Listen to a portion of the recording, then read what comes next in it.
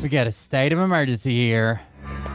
What's that? Beep, beep, beep, beep, beep, beep, beep, beep, beep, beep, beep. Emergency alert. I don't know if I did that right.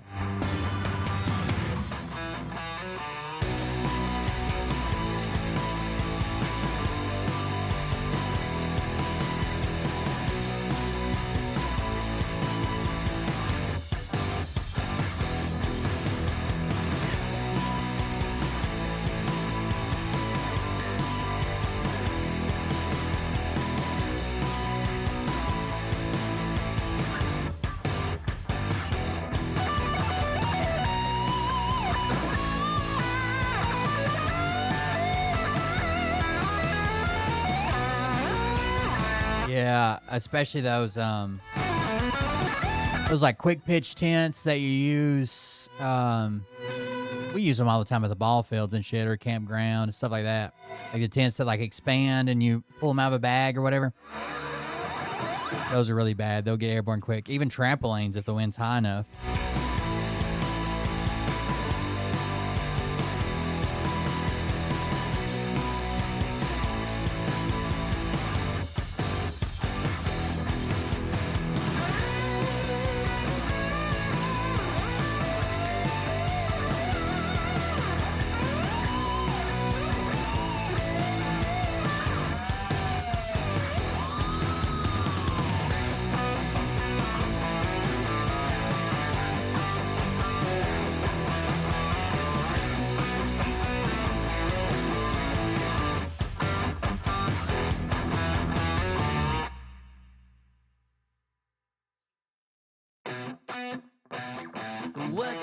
What you think about when you're born into a fire?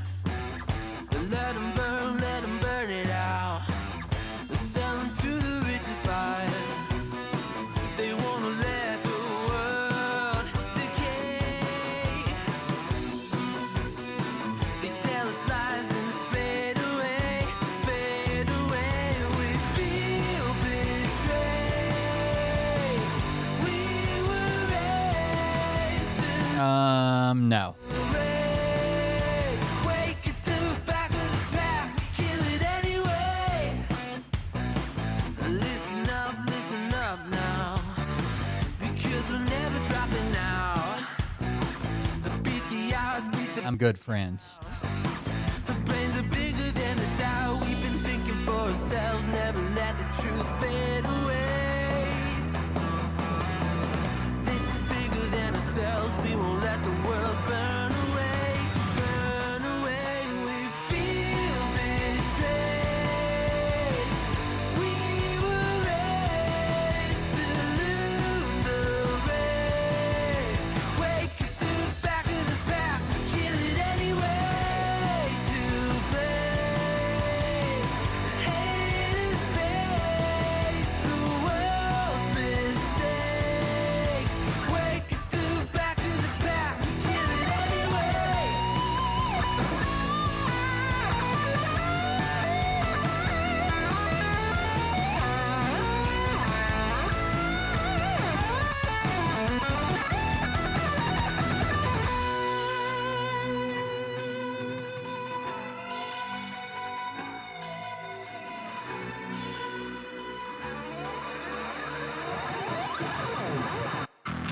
And we feel betrayed. We were raised to lose the race.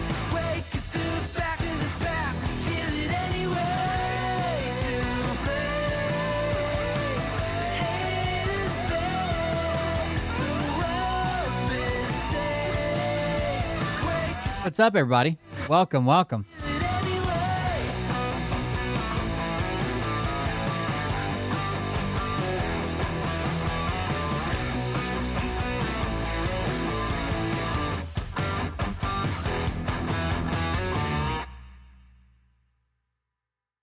Gotta get the music stopped over here. There we go. Now a couple of refreshes. We'll be in it to win it, guys. I'm getting excited about our trip to Nashville. Just a couple more days. Yeah. Going down on the let me look at a calendar. Going down on the 18th and be back on the late the 21st or 20 early in the morning the 22nd. So that'll be fun. Let's get a refresh in here. There I am. God, I love seeing me. I've been getting my dad's van ready to sell, which has kind of been emotional, right? It's why I haven't sold it already. You know, my dad passed away a while ago, but couldn't bring myself to work on them, look at them, touch them, even think about selling them. But I've been trying. And it's cleaning up nice, honestly. It's not a cool camper van that like has a sink and, you know, a refrigerator and shit like that. It's more like it's just got captain chairs and like the back bench seat lays down flat with a third piece to make like a bed in it. But it doesn't have a fridge. It doesn't have like a sink and tanks and shit like that in it. The only AC it has is the car AC. But still, it's a cool old van. It's starting to clean up nice. I got took off some stuff, cleaned it up, shampooed some spots in the carpet. I know none of that shit really matters, like selling a used car, but still. It felt good to clean it up and get it ready. I'm going to go get some, I guess I'm going to have to put tags on it tomorrow, just in case for people to test drive it. What I had been doing is just throwing a different set of tags on it, which is what we always used to do when we were young, right? You had a vehicle, you didn't want to pay taxes on it a couple times, so you just throw tags off of it. But now with all the tag readers going around, it'd be my luck that somebody'd get busted in it and then, you know, drive past a tag scanner and then it scans the fucking tags. Then the cops are alerted that the tag doesn't match the vehicle and then I'd be fucked. So I'm going to go down tomorrow and I guess register get it out of dad's name into my name and then go from there. We'll see what happens. Get it set up to where people can test drive it and then list it. All right, here we go. Same Hey thing. Daddies, it's me, the Linda Binda from TikTok. I wanted to make this video because I wanted to thank you for watching Cold Beer Confessionals with Will Bird. I think that's just incredible. I've watched a few episodes and I'm just like very intrigued. But you know what I'm most intrigued in is Big Daddy's meat stick. I heard that it's very thick, like a good old German sausage. You know, Linda and her coochie loves that. Oh, never mind. Let's not go there. Anyways, I hope you have a good show and enjoy it as you can. There's a lot of weird things that go on, especially when it comes from the realm of Linda Bindaland. So, enjoy the show. Thanks for watching. Peace out. How come it's always hey daddies and it's never like hey mamacita or something like that, you know? Thank you guys for joining us. I'm Will Bird. This is Cold Beer Confessional. Welcome everybody. Yeah, back again a little bit late tonight. Back again, hanging out. You want to support the show? You guys know how to do it. There's a bunch of links, so you can do it through building through the platform. That'd be Twitch, bits and subscriptions, gifted subs, whatever. Over on YouTube, it's super chat, super stickers. Or if you want to do something more personalized, leave a message, whatever. All those are at that link right there. They just posted in the chat, and the bot will post it in the chat like every, 10 or 15 messages. So welcome everybody. I've seen a couple things going on today. One, do you guys remember how Trump just recently said that he spoke to Putin? He talked about reducing the sanctions on Russian oil, and Putin wanted to be helpful. Putin wanted to be helpful in this war. That's what he said. That's what Trump said, is that Putin told him he wants to be helpful in this war. Now, I assume that he thought that Putin was thinking about helping the U.S. That does not seem to be the case. Not only are they giving intelligence to Iran to strike U.S. targets. I saw another video, an FPV video of a strike in It was basically a talk, like an operations center was struck by an FPV drone today. But it turns out, according to Kuwaiti news organization, al-Jaradi, Iran's new supreme leader, Khamenei, I don't know how to say his first name, Mojtaba Khamenei, after suffering injuries during a U.S.-Israeli strikes, was secretly transported to Moscow, underwent surgery there. According to reports, he is still in Russia recovering. So this would not be the original leader. This is the leader's son that was made the leader, the supreme leader or whatever. And apparently he was injured in the strikes, and Russia took him in. You know, Russia doesn't take just anybody in, especially when they're on the run from other countries. But they made room for this guy, apparently. And then Jennifer Winkler tagged me in this. If this is true, I have not watched this video yet. I just saw the headline for it. If this is true, this is really probably one of the most disgusting things that Trump's done recently, at least. Growing criticism tonight after a new fundraising email from President Trump's Political Action Committee used an image from last Saturday's dignified transfer honoring 6 U.S. soldiers killed in the U.S. So if you're wondering what that is in the foreground here, thank you for everything. Well, I appreciate it. Autumn, thank you very much for the 5 6-packs. I appreciate it. Oh, Border Collies made a donation earlier, too, while I was just sitting at the desk doing some research. I heard it come across. So Border Collies and Autumn. In case you're wondering what's in the foreground of this photo, that would be a flag-draped casket.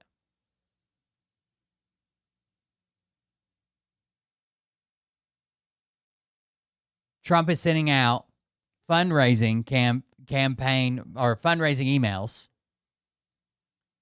Him in his stupid fucking hat, which he shouldn't have been wearing in the first place,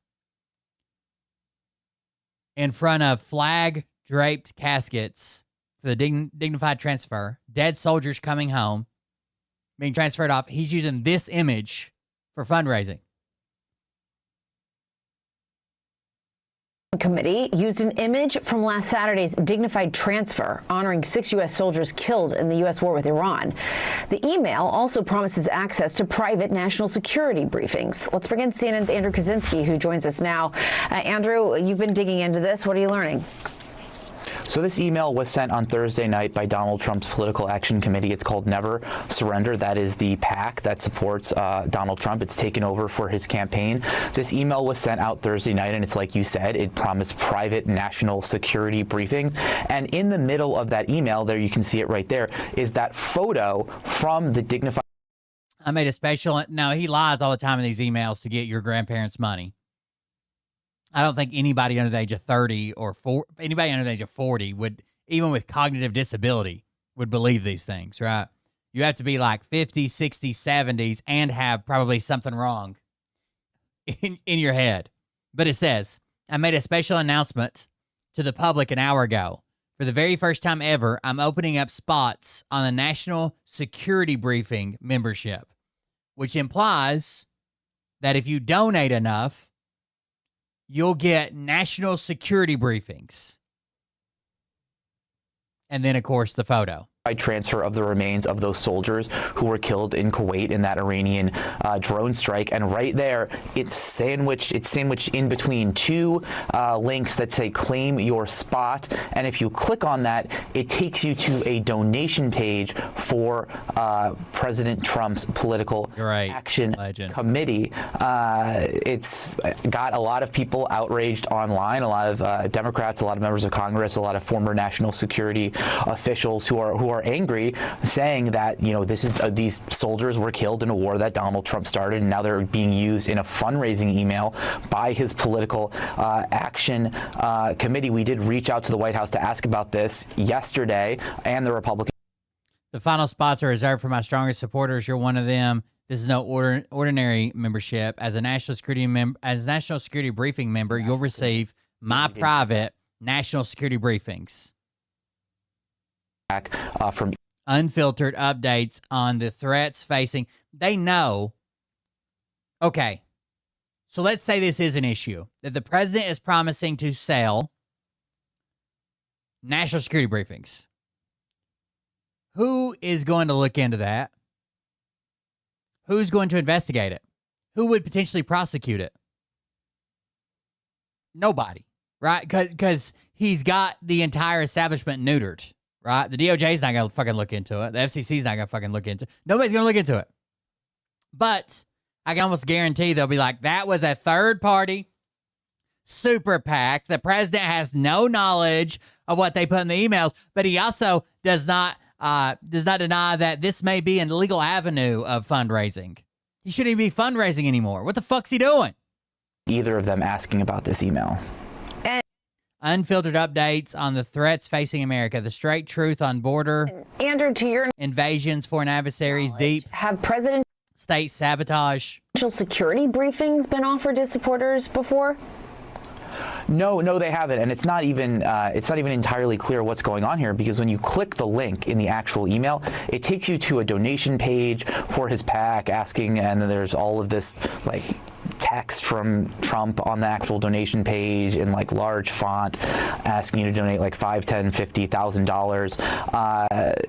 It's not clear what this is going to. It's not clear if there are any national security briefings like it says in the email. It really just looks like a way for his PAC to fundraise, frankly. All right, Andrew Kaczynski with his latest report. Fund the war with donations from boomers. Wish it was that simple. Thanks for that. We appreciate it. More than 60,000 TSA employees. In fucking sane.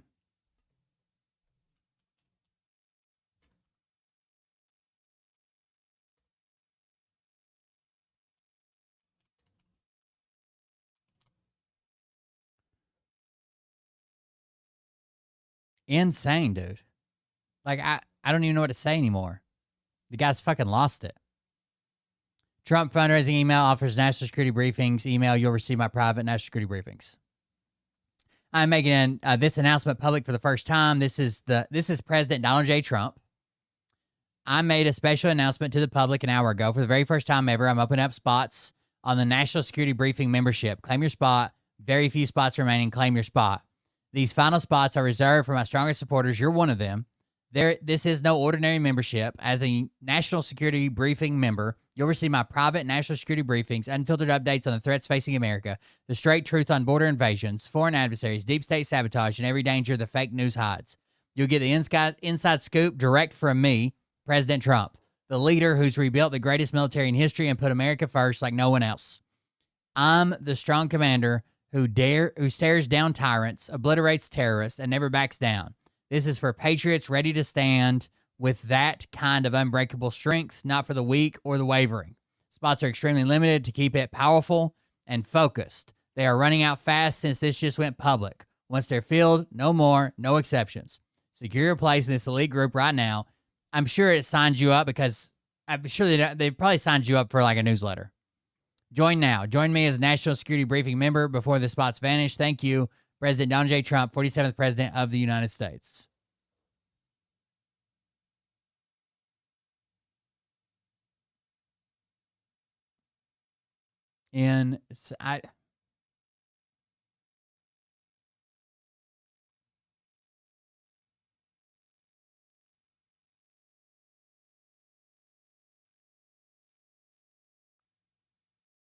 Paid for by Never Surrender Inc., not authorized by any candidate or candidates authorized committee.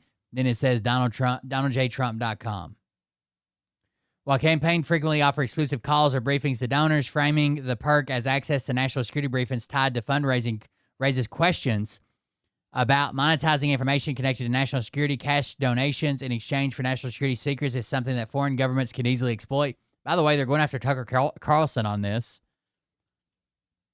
The email also used a photo of Trump at a Saturday dignified transfer ceremony at Dover Air Force Base, where the remains of six fallen U.S. service members were returned to the United States. In the photo, Trump is seen wearing his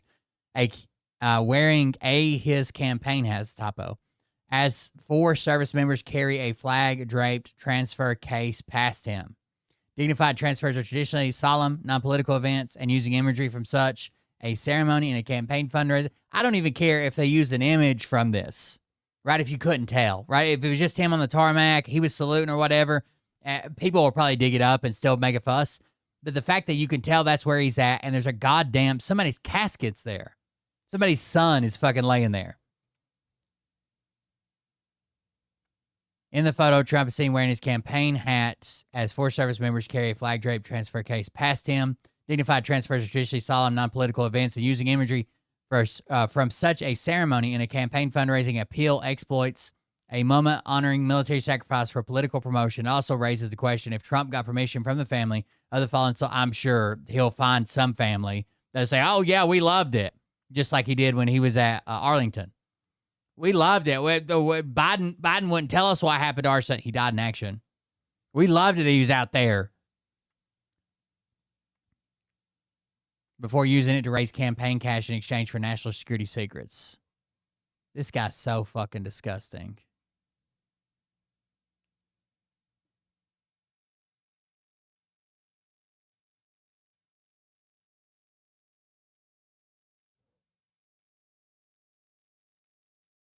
I've never seen anything like it. Such a piece of shit, dude. Such a piece of shit. I don't even know what to say.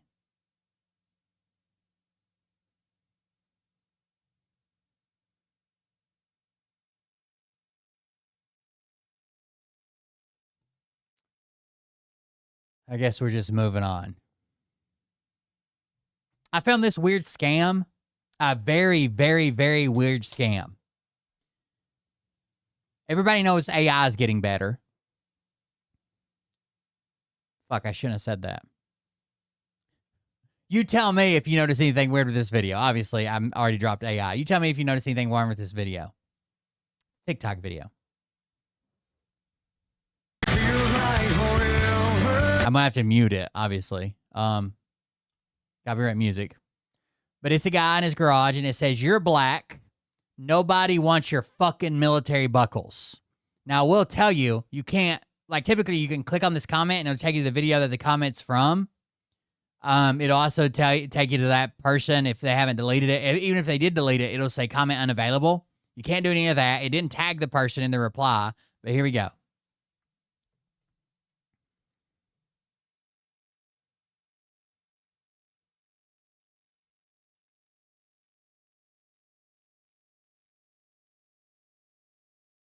And there's just hundreds of these videos, okay? Usually replying to a comment that's like racist or something crazy. If a few people decide to support today, it could honestly help keep my business alive.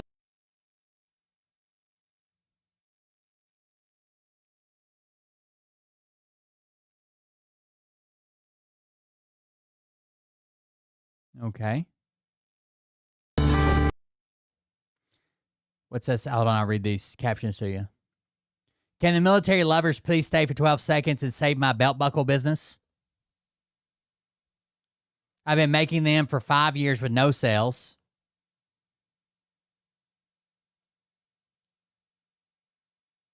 Would you buy one? Now, literally, the comments are full of people saying, I messaged you, I'm interested, I'm a Marine, good job, sir, my whole family's military. These look fire, my friend. I'm buying them for my family. Can you make it screw back and rivet instead of buckle? I messaged you. I'm in. Marine buckle. I would absolutely buy the heck out. I buy a whole bunch of them. My daddy was in the Army. Weird. My twin brother's in the Army. No chance you could put the flag on the Army buckle. There's just on today so many of them. Nobody on this app wants your ugly fucking buckles. Quit already. If I can't sell a few buckles today, I might lose the business I've been.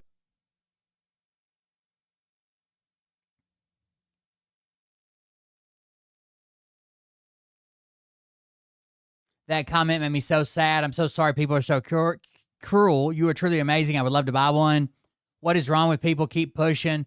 These leave me speechless. Absolutely amazing. God bless you. Where are you located? Can the veterans and patriots please stay and save my buckle business? What state are you in, brother? I'll come buy some. How fun. You're incredibly talented. Wish there was one for nurses too. Navy, I'll take one. Heart emojis. Black old man making buckles, most ridiculously stupid shit I've seen. Can a true veterans and patriots stay and save my buckle business? Those comments are wild. Amazing craftsmanship, sir. I'm sure there are plenty of veterans who'd love to have something like this. I just ordered my Marine buckle. God bless him. Yes, I'm a Marine veteran. I would support this man to the end of time. His craftsmanship is absolutely amazing. Look at it. Henry, would you be interested in making non-military buckle? I have some ideas. You making other ones? Nice. Do you do custom requests? Check DMs. I'm looking to buy a specific buckle. Marine Corps buckles, question mark. You don't have the Coast Guard. Maybe you should add it. I'll buy one. We love you. Just quit already. Nobody bought your ugly fucking buckles. Back to work here. W buckles for veterans. Keep up the great work. Buddy, that's the best buckles I've ever seen. I need to get me one. Sir, how can I order? My husband is a Navy corpsman. Thank you for your support. My store link is in my bio. Okay, we'll have to check that out. Amazing work, sir. Go Navy. Buckles, buckle. My 19-year-old son just enlisted in the Marines. He lives in June's. I'll be purchasing one of these for him. How to order? I would love to purchase a Navy one for my son. Wow. Now, every video I've shown you has been posted in the last day so far. We're 1 day behind. Even as a black man, I trust the veterans and patriots will stay to save my buckle business. More accolades and fucking people just doing his praises. People tagging him, asking him questions they can make. Save yourself some time and stop making these bullshit buckles. Where do you buy one of these works of art? These are badass. I got you, Unc. Just order. Keep your head up, Unc. Unc, your buckles are fire. Can you do customs? I've got an idea. Dope, man. Heck yeah. Best buckles I've seen. Awesome, man. Can you make paramedic one? If you're seeing this, it means you will like my military buckles.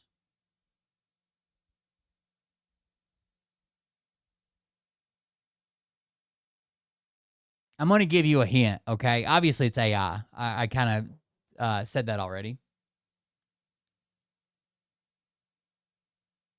What's he using here?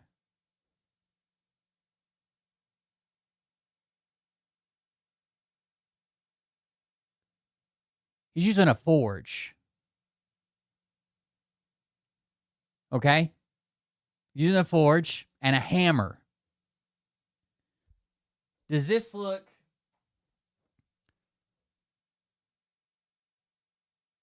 Oh, hold on. Does this look like an item that's hand forged? Well, blacksmiths don't wear gloves often because you get burnt before you realize you're burnt. These items are not hand forged. Okay? If anything, they're relief cut, they're cast, they're molded. This is not hand. You're not getting that Navy and that emblem with a hammer and an anvil. Not happening. Right? You might hand forge a blank and then machine some other shit on it, right? You're not hand forging these at all. No fucking way. In fact, I think that first video I showed you, I can't remember which one it was. He has like this big blank that he's forging. Is it this one? Right there. What the fuck is this?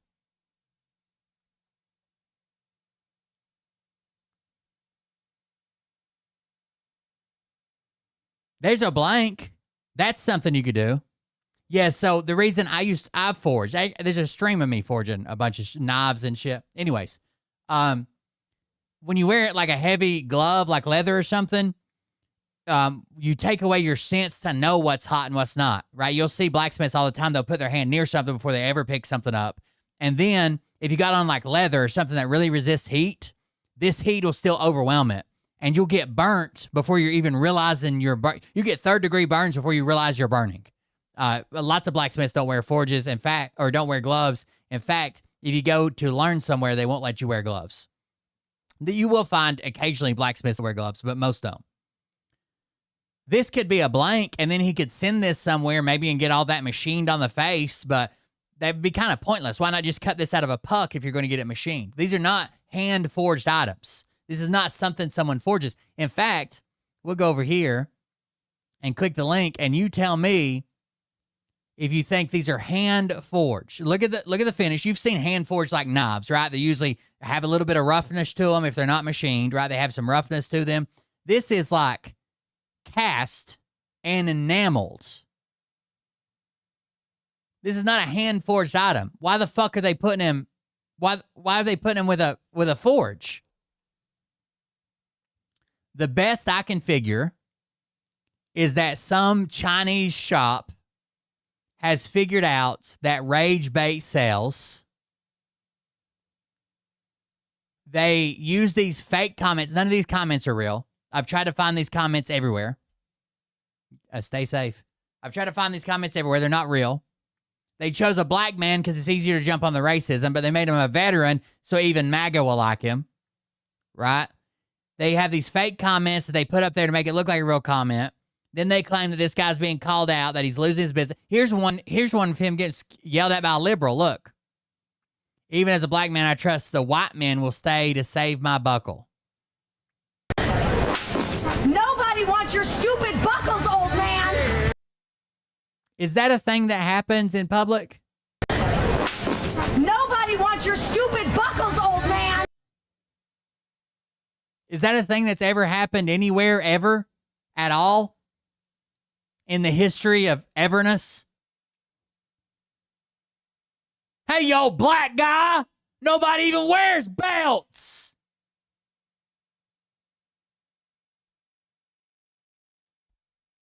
Okay. Seems a little unnecessary, right? The best I can figure is some Chinese drop shipper figured out that rage bait sells. Some of these videos have 1.4 million views. This is the first one I saw. Some of them have a ton of views. He's obviously getting sales. There's probably a bunch of bot comments as well, right, to pad his comments. Like, oh, I love the best thing I've ever seen. Keep going, Unc, whatever. And he is making sales. And with those sales, they're just drop shipping these from China. The videos of my buckles, these are all AI. Every one of these is AI. Each buckle is hand forged from premium materials. We don't even know what. If he's a blacksmith, he knows what metal he's working with, right? Not premium materials. Carefully shaped and polished to honor military traditions. There's no military tradition in belt buckle making. That's just something that AI come up with. Every piece is inspected to ensure lasting quality and craftsmanship. Very generic statement. It has lasting quality and craftsmanship. Now, what could go wrong with a belt buckle? There's not much, right? The buckle could break off. The screw could break off. That's about it. But we only get a 30-day warranty? How lasting quality is it that we get a 30-day warranty with a handmade product? Oh, it's not handmade, right? My 30-day warranty covers items that never arrived or came broken. To qualify, you must provide tracking proof and image proof of the damage or non-delivery.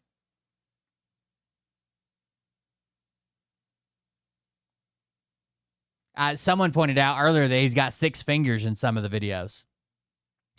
About me. My name is Henry Coleman. I handcrafted military belt buckles in my small workshop with a focus on durability, detail, and pride and traditions they represent. Each piece is made to honor the men and women who serve and are built to last for years. But you only get a 30-day warranty. If this is a real handcrafted item, first of all, they'd be more expensive. Second of all, like if they're hand forged in some way and then maybe fucking like hand engraved and carved or some shit, the person would probably have like years, if not a year, warranty on anything. Any defect, you don't like it, you know, screw breaks, this, that, the other, whatever. Because they're going to have to charge such a premium price for them being handmade, they need to protect their customers. But there is no tradition in belt buckle making, right? It's not made to honor the men and women. Every bit of this is a lie. All this is made up. Excellent craftsmanship. The attention to detail on this military buckle is outstanding. This is a fake testimonial, right? If all he sells is military buckles, and the only reason you went to him was to get a military buckle, and that's all he fucking does is make military buckles, why would you say the attention to detail on this military buckle is outstanding? Because that was one of the keywords they were supposed to hit, right? Of course, it's a military. That's all he does. We didn't need to be told that. Bought this from my father, who's a veteran. He absolutely loves it. The handmade quality really shows. Much better than mass-produced buckles. Fast shipping, too. Probably a bot comment as well. The much better than mass-produced is trying to imply that this isn't mass-produced. It is. Actually, let's do this. Hold on.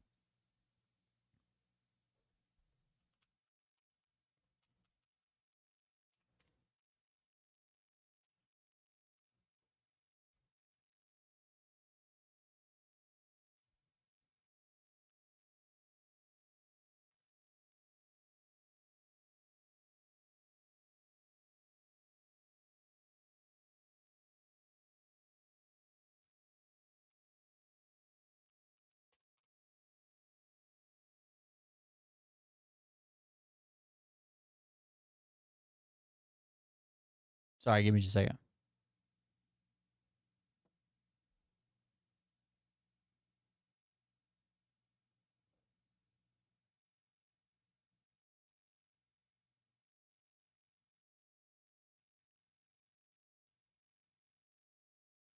So I found about thousands of listings.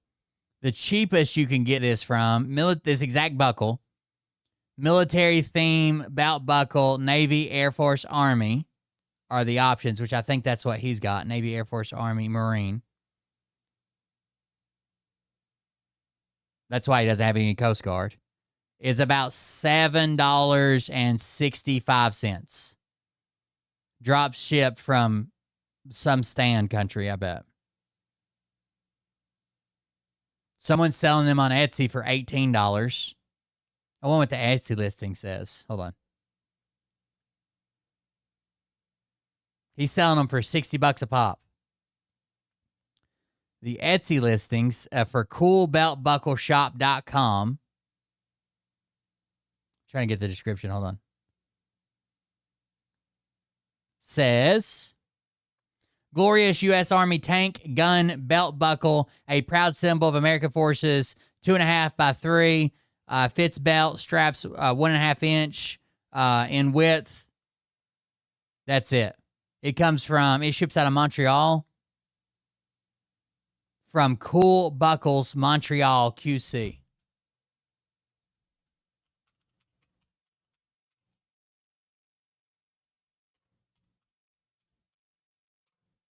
Is where they're claiming it's made from.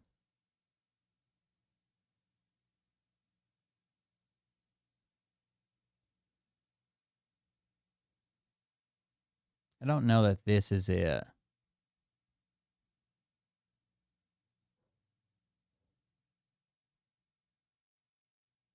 Buckles Biz.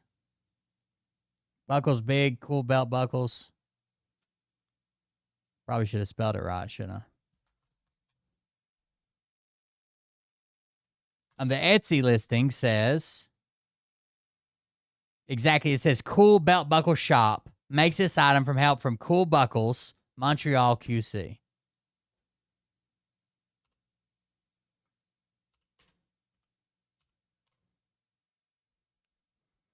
Coolbuckles.com. Okay, so it looks like this one. Oh, that was the website? Holy shit.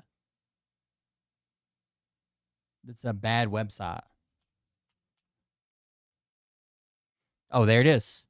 So even from there, you can get it, not ordering it by business to business, just ordering it privately. You can get it for $20. Again, he's selling them for $60 a pop and has all this fucking momentum. They don't even claim it's handmade. Oh, and get 20% off. Do they have something about business inquiries?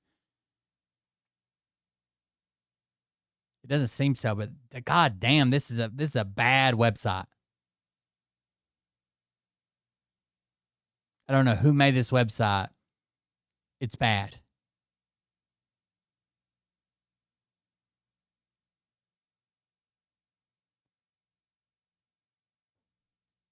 Imagine how much money he's making off this. Right? Even if he's spending some advertising, he knows how to tap into that. I'm so mad they're going after this guy who's just a single man working in his garage, just trying to make a living for his family, blah, blah, blah. But again, I can tell, I think most people should be able to tell by now, the cadence of someone's speech tells you it's AI. Whoever comments on this, I can't play much of it. Damn, because of music. She also has this one. It says she gets millions of likes for disrespecting our country. So she takes, for some reason, she's all fucked up. She's sort of in an army uniform, but she's not. Some of the text is backwards. Her fucking chevrons are upside down. There are 4 of them for some reason instead of 3 to make her a sergeant. Like, I don't know what the fuck's going on. But she has one hand painted like the American flag. She's also AI, by the way. One hand painted like a rainbow, and she's going to rub them together. Watch. She gets millions of views for millions of likes for disrespecting our country.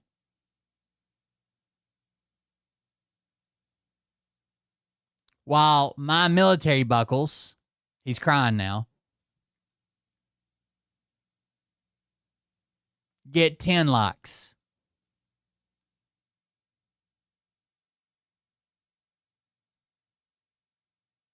And people are falling all over themselves to go buy this guy's stupid shit.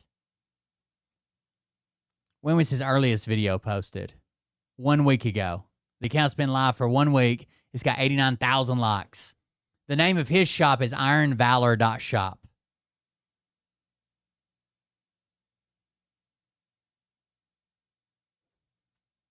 Maybe this is the new trend to how you sell shit. You create a fake creator, a fake backstory, a fake everything. Then you induce rage. You throw a little bit of money behind it in a sponsored video, a little bit of bot comments to get it to take off. Then everybody's like, I got to buy this guy's buckle. Look how mean they're being to him, or whatever you're selling, your widget.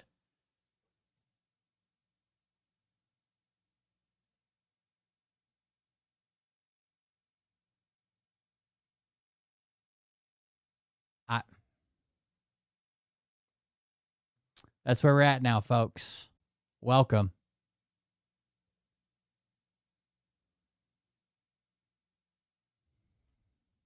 Welcome to the age of AI. We're literally destroying entire communities and ecosystems to produce fake salesmen working in their fake garage to make fake belt buckles. About how Donald Trump got suckered into a war with Iran, but I just saw that Nick Fuentes beat me to it. And look, I know how we all feel about Nick Fuentes, but in this clip, he's factually correct. Listen to what he says, and then I'm going to play you all the receipts that I had that proves the same point. Watch. Just a fact. Don't let me inconvenience you. Do you know who stood in the way of this entire thing? Joe Biden. Oh. Joe Biden did. Because Joe Biden did not take the bait. He didn't take Israel's bait and fight Iran. Here's what he means about taking the bait, because here's Antony Blinken, who served under Biden as his Secretary of State, basically confirming the same thing. After the October 7th attack on Israel, the horrific attack on Israel by Hamas, the Israelis were insisting that in the north, Hezbollah from Lebanon was about to attack. And they wanted to strike preemptively. Insisting. Hezbollah. And President Biden said, look, we're with you. We'll always be with you in defending Israel. And if you're attacked, we're there. But we're not there if you're going to start something. Netanyahu is trying to get every fucking president to do this. And we came within about 30 minutes of having a war in the north based on bad information that the Israelis had about an imminent attack from Hezbollah. We were able to avert that. And we know Antony Blinken is telling the truth because Marco Rubio, the person who is now in Antony Blinken's job today, told us that.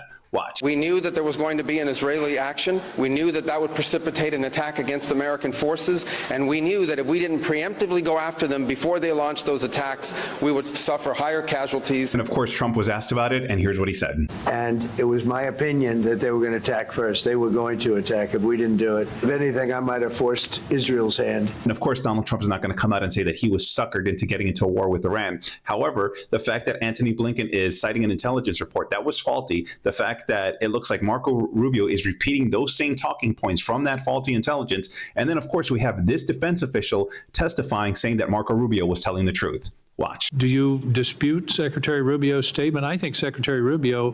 he is alive. He's not dead. That was a rumor. Inadvertently told the truth. I agree with you. It seems he is alive. Told the truth. And even Netanyahu was asked about this, and here's what he said. Donald Trump is the strongest leader in the world. He does what he thinks is right for America. To me, that sounds like a diplomatically worded pat on the head for the guy that got... That is we just fucked him over, and he doesn't even know it. So we're going to smile and say, he's a big boy. He makes his own big boy decisions. suckered into war with Iran. I was going to post. Fucking insane, dude. Let's see what Trump had to say about his email.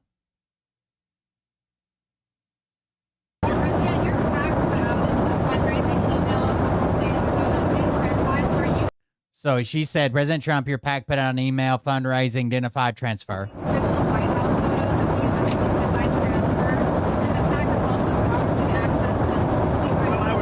Secret briefings. It also promises access to secret briefings. Let's see what she answers. What he answers. Well, I was at the dignified transfer, unlike a lot of other people. So he says, well, I was at the dignified transfer, unlike a lot of other people. She follows up with, do you think it's appropriate email to send? I didn't see it. I mean, somebody went. He says, yeah, I do. I didn't see it. Do you think it was an appropriate email to send? Yeah, I do. I didn't see it. I didn't see it. I mean, somebody went said it. We have a lot of people working for us, but there's nobody that's better to the military than me. And all you have to do is look at the election, look at the election results, look at the kind of votes that we get, look at the poll numbers. There's nobody that's ever been higher as a president than me with the military. So he says, nobody's better for the military. Look at the votes we got. Look at the poll numbers. Look, there's nobody that's ever been higher than me. One of the worst, most fake, most corrupt. You know what ABC is? I think it's maybe the most corrupt news organizations on the planet. Then attacks the person asking the question and their network. I don't want any more from ABC. You're much better. Thank you, sir. I don't want any more from ABC, and then asks another question and says, you're much better. So do you think you should use pictures of fucking soldiers dead in caskets with flags draped over them for fundraising emails and also promise secret intelligence briefings to those who donate? I won't pause it this time.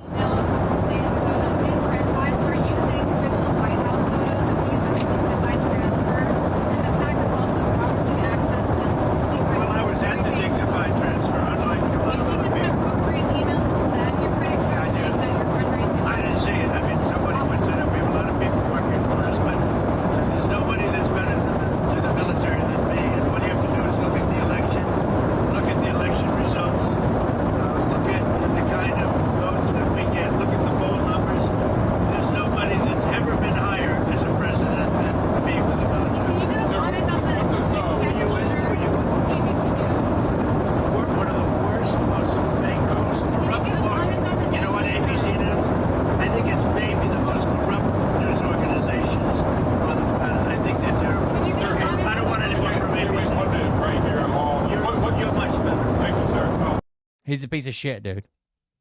He's a piece of shit. His campaign's a piece of shit. Nobody's going to look into it. Nobody's going to change anything. They're going to wave their hand over it and say he had nothing to do with it, but also it wasn't bad. You just want to twist everything. Why aren't we talking about how amazing we're doing in Iran?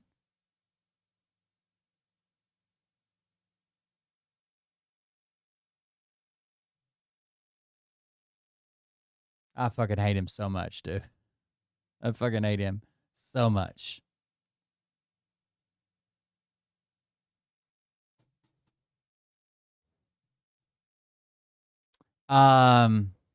Let's see.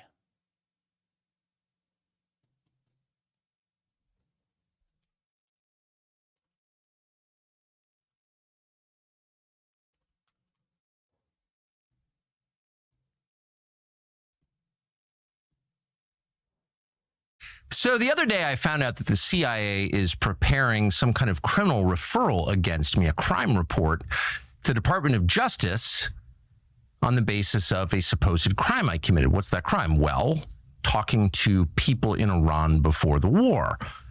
They read my texts. So the crime under consideration apparently would be the Foreign Agent Act or something like that, acting as an agent of a foreign power. And I don't expect this to go anywhere. I'm not too worried about an actual criminal case against me for a bunch of reasons. One, I'm not an agent of a foreign power, unlike a lot of people commenting on U.S. politics and global affairs, I have only one loyalty, and that's the United States, and have never acted against it. Its interests are the only interests I care about because I'm from here and I have a lot of kids. So that's not a concern. I've also never taken money from anybody.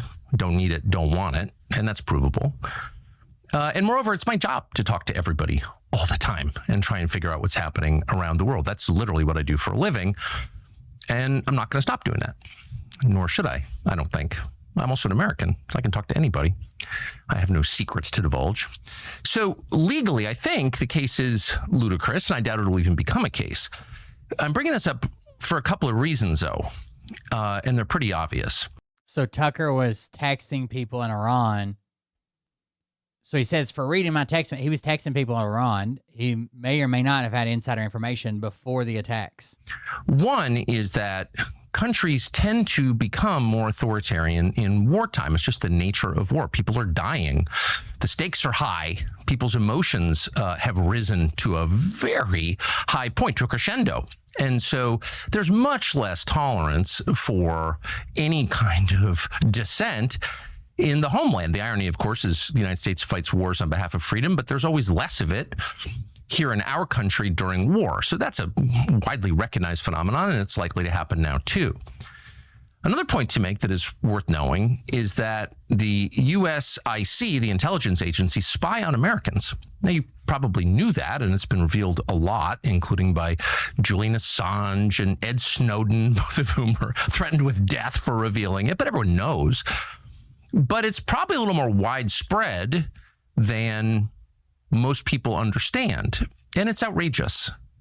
There's no justification for your government, which you own, you're a shareholder in it, you pay for it, to be violating your privacy like this. But it happens all the time. And in fact, one of the reasons that CIA, or people within CIA, just to be clear, it's a huge, sprawling, disconnected agency. What it does in a specific case doesn't represent what everybody in the building thinks, but there are some people who are mad at me for my views about Israel. And they have some latitude. And one of the reasons they pass on criminal complaints, in effect, to law enforcement is to justify warrants for spying on Americans. So that is an absolutely real thing. But the main reason they do it is to leak the existence of the investigation, such as it is, to the media, and then humiliate and terrify the subjects of this op. And that's, of course, happened to me repeatedly, many times, including in famously 2021, when I was still at Fox News and trying to set up an interview with Vladimir Putin. And the NSA, I heard from someone there, had grabbed my text messages with an American citizen and had leaked them to news outlets. Those texts were basically my attempts to set up an interview with the foreign head of state, and they leaked them to the New York Times in order to stop the interview, which they successfully did, by the way. And they admitted that they were spying on me. This is not a fantasy. It actually happened. They did it again 2 years later. My second attempt to get a Putin interview, I managed to get it anyway, and they've done it since. To be fair, if he's communicating with Vladimir Putin, I 1,000% think we should be monitoring his emails. Am I wrong in that? Like, that's specifically when they don't need to be monitoring my emails, right? When I'm buying shit off Amazon. But if he's communicating with Vladimir fucking Putin, we should 1,000% be monitoring his emails. And so when you get a call from a reporter who knows the contents of your texts, it's pretty clear something's going on.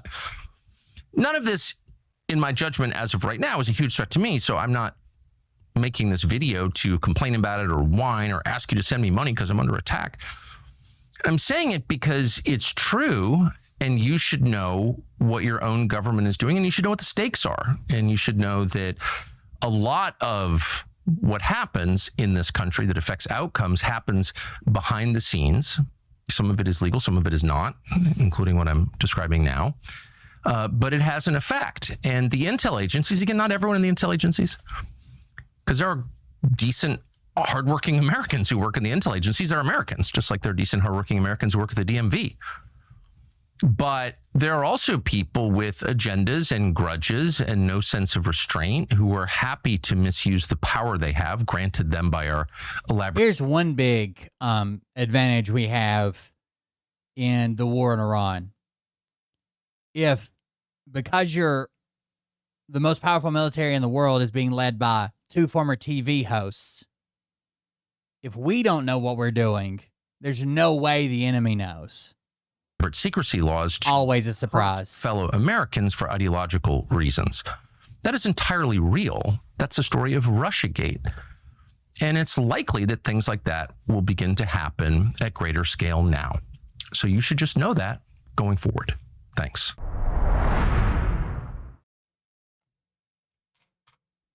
There's a rumor about Netanyahu. Let's see. Is Netanyahu dead? That is the question that the internet is asking after there have been multiple videos with very irregular, strange inconsistencies. Some videos purport to have 6 fingers. Netanyahu missed a meeting, and then they posted a video that actually gave more questions than answers when it was supposed to be a proof of life video. Let's just try to go through all of it, shall we? Now, it all started after the prime minister posted a social media video where he has 6 fingers, as you can just see here. 1, 2, 3, 4, 5, 6 right there. 1, 2, 3, 4, 5, 6 right there. And when he was speaking, his rear teeth kept disappearing. I did see that part. Uh-oh. Teeth appear and disappear. Watch this. So there, teeth, more teeth, less teeth. Got it? More teeth, less teeth.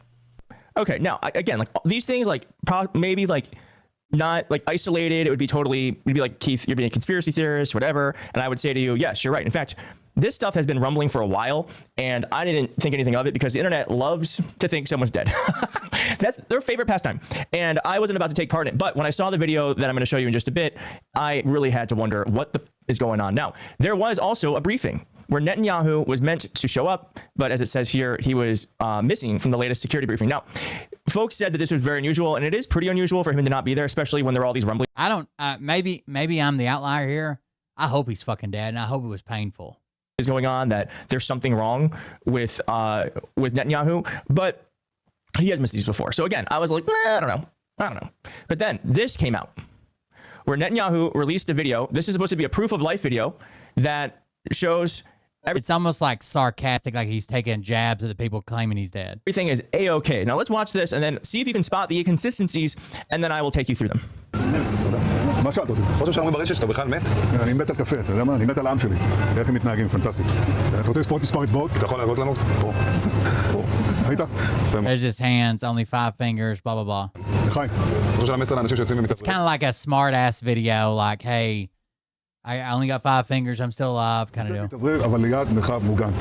והעמידה שלכם היא מדהימה, נותנת כוח לי, לממשלה, לצה"ל, למוסד. אנחנו עושים דברים שאני לא יכול לשתף ברגע זה, אבל עושים דברים מכים באיראן חזק מאוד גם ביום הזה, גם בלבנון, ממשיכים. אתם אומרים לי להמשיך? אני אומר לכולכם, גם אתם תמשיכו להישמע להוראות פיקוד העורף, כל הזמן, להישמע להוראות פיקוד העורף, וגם לראשי הערים, להיות תמיד ליד מרחב מוגן. אנחנו נקל ככל שהדבר ניתן. ותודה לך על הקפה, מצוין. אני לא יודע לגבי... I know it's very convincing, and actually seeing this, because I haven't seen this in full resolution, and it's actually even more striking when you watch it in full res. Now, I don't know what he's saying here, but I'm assuming he's like, look, see, I got 5 fingers or whatever. I don't know if that's what he's meaning, but I think that's what using context clues, I think that's what he's trying to say here. I don't speak Hebrew. Now, what people are looking at, this is the most compelling one. I'm just going to show it to you first. Look at his pocket. Now, you'll see it in this high res version, but let's just slow it down. Where the pocket doesn't, his hand goes in, and then the pocket closes towards his hand. You're going to see. See that? That is not normal. An automatic closing pocket. I don't know what the explanation could be for that. Now, as you're going to see here, the pocket, I'm just going to show it to you first. Look at his pocket.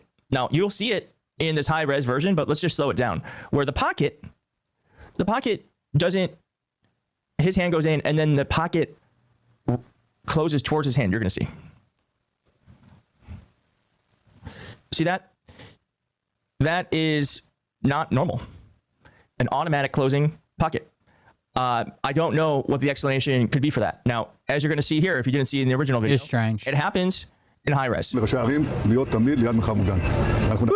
Now, I truly don't know what would cause that. To me is the most compelling evidence that this is AI. It could be perhaps that he pushed something. It could be that he like there was something in his pocket and when he pushed in, it forced it out. It could be something like that. Right. But that is a very unusual. Yeah, that's weird. It's weird. Nothing else to say about that. Okay. Now, people are also noticing too that when he changes. Yeah, I don't think that's enough to call it AI or bullshit or whatever. We'll go check the AI guy on TikTok. He usually does a good debunking of AI, non-AI videos. When he changes to the side here. I'd like to know what resolution this video's in. He looks very different. Let's go look at this a little bit. Yeah, like that is like not the same person. Sorry, I'm going to show that to you. So it's, there you go. Now, it could be that it's a low resolution video. I mean, after these things are processed a few times, that it kind of loses some of its information. But again, definitely creates some questions. Now, also, people are noticing that the coffee cup is filled to the brim and it never spills over. Here's a bit of that.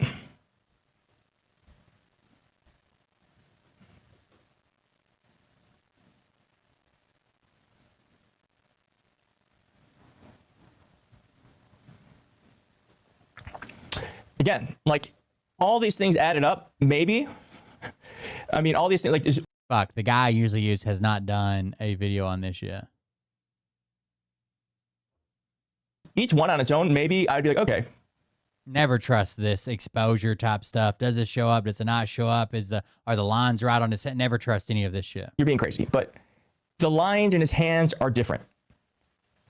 I think the most striking thing isn't about like comparing. There's a guy that's like big, in AI. That's just all he does. Metadata and resolution and this, that, and the other. Like he's really good at it, but he hasn't done a video on it yet. Which it's not surprising. It usually takes him a few days to do a video on something. The lines on the right, which is Netanyahu. But look at this. Like there's this line right here. This just doesn't exist in a photo of him. And the date on the cash register says 13/03/2024. There you go. 13/03/2024. Now, they would have to imagine that this would be like a comb through. So I truly don't know what they were thinking, but they've also started posting other proofs of life. And here's one, and that was from 7 years ago. And they also posted this picture from the coffee shop, allegedly. But if you look at this, you're going to see that folks are wearing masks. And I don't think people really wear masks anymore. So these photos could very well be from during COVID. Well, it depends. None of the servers are wearing masks. That's who you'd expect to wear the mask during COVID. I don't know, man. Listen, you know me. I'm not a conspiracy theorist. Bob believes this is definitely, look at this. The ear totally changed.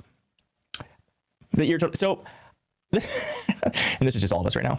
But I am telling you right now, that motherfucker back there is not real. She was ahead of her time. She was ahead of her time. So I don't know. I wanted to show it to you because I think it's interesting, and I just don't trust that government. I don't trust our government, and it could very well be that he's like very injured. Maybe he's not dead, but he's extremely injured, and they're just trying to, they're just trying to get him better. I don't know. I don't know why there's all these inconsistencies. I don't know why he missed that meeting. I don't know why there seems to be that extra finger, missing teeth, completely different lines on his hands. It could just be the internet doing the internet thing, but we are in the middle of a war, and people tend to stretch the truth or lie when you're in the middle of a conflict. So you let me know in the comments, what do you think? And I'll see you soon. Bye. Reuters verified the interior of the cafe with other file and archive imagery. There's apparently many other social media posts from the cafe and customers that also verified his presence. Okay. So Reuters went through and they've actually found other people that are there at the coffee shop while he was recording this. Let's see what they say. Israeli Prime Minister. Damn it, please. Are you shitting me? Benjamin Netanyahu posted a video getting a cup of coffee and chatting, blah, blah, blah. In the video taken at a coffee shop in Jerusalem's, asking about the rumors. Netanyahu responds with a pun.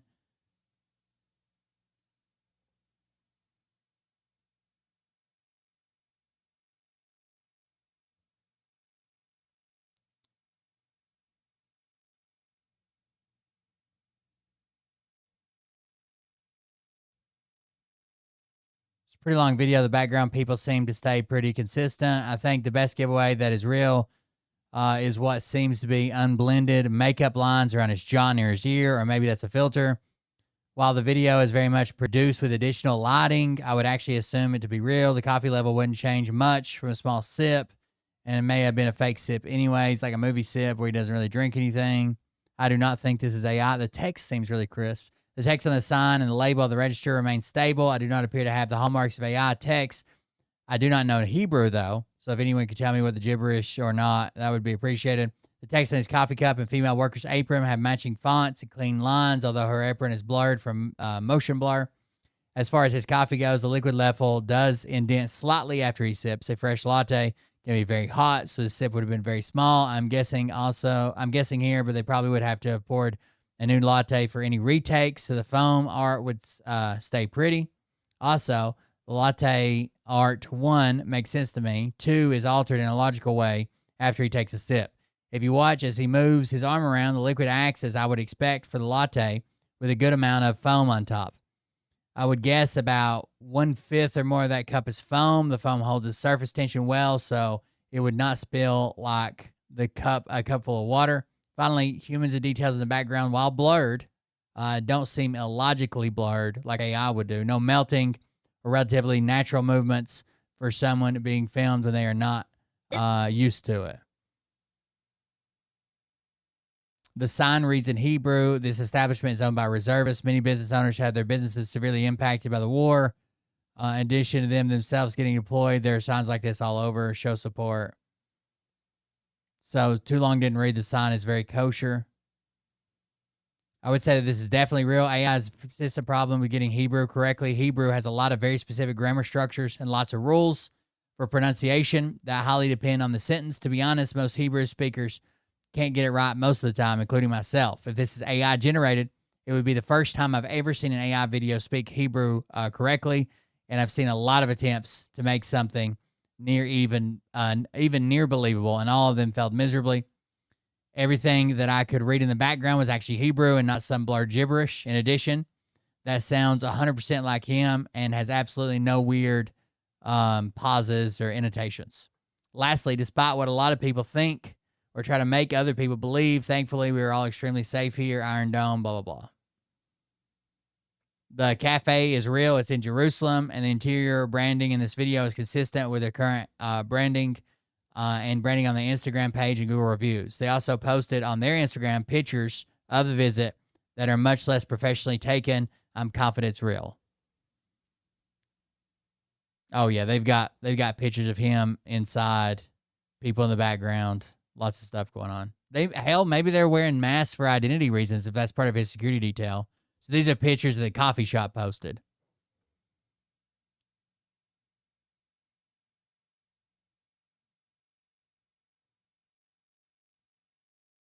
From their Instagram page, the second confirmation. Reuters seems to independently have verified it. Maybe we're just seeing shit that isn't there. I don't know.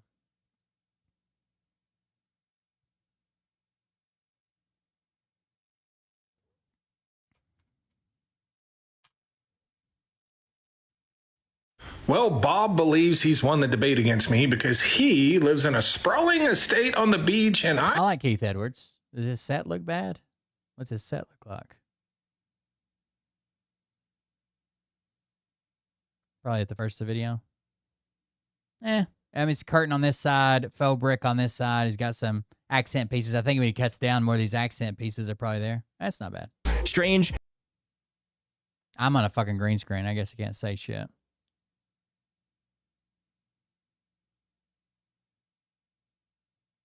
That was not what I wanted. That's not the video I wanted. Hold on. This is the video I wanted. did the lack of insurance from Lloyd's of London and other insurers. This is the rumor that's going around that insurance is what's actually stopping the oil in the Strait of Hormuz. Cause the closure of the Strait of Hormuz, or the effective closure of it? The answer is absolutely not, and I'm going to explain to you why. I'm going to talk about how some of these oil purchase contracts are executed, what type of contracts they are, and what is really closing down the Strait of Hormuz. Now, once the insurance sort of debacle started happening, the Trump administration immediately pounced on that as the entire reason that the Strait of Hormuz was shut down. This came from Donald Trump himself, came from Scott Bessent, Pete Hegseth, came from Caroline Leavitt, a lot of very conservative social media commentators like Benny Johnson, Jack Pacific, however you say it. It's simply not true. So first, let's look at the facts. Traffic through the Strait of Hormuz had dropped by nearly 95% before the insurers did anything. The Strait of Hormuz was closed before the insurance put out. I mean, if you don't give a fuck about any of this, leave. This is what I'm covering. Obviously, I give a fuck about it. The people in my audience that want to watch you give a fuck about it. If you don't, bye. Notice that they were going to increase insurance premiums by a lot and potentially cancel some policies. Now, the cancellation of policies was just, hey, if you want to keep your policy, you're going to have to pay more, right? Now, to understand why insurance had nothing to do with this, you have to understand how these oil contracts work. So probably the majority of contracts that are executed in the Middle East is called a fixed price contract. So there's a seller of oil and there's a buyer of oil, and they enter into a contract, to say buy 2 million barrels of oil on a fixed price. Right. And it is the price of oil when the contract is executed. That doesn't mean when oil is delivered. That means when the contract is agreed to. That's the most simple type and likely the most common for sure, right?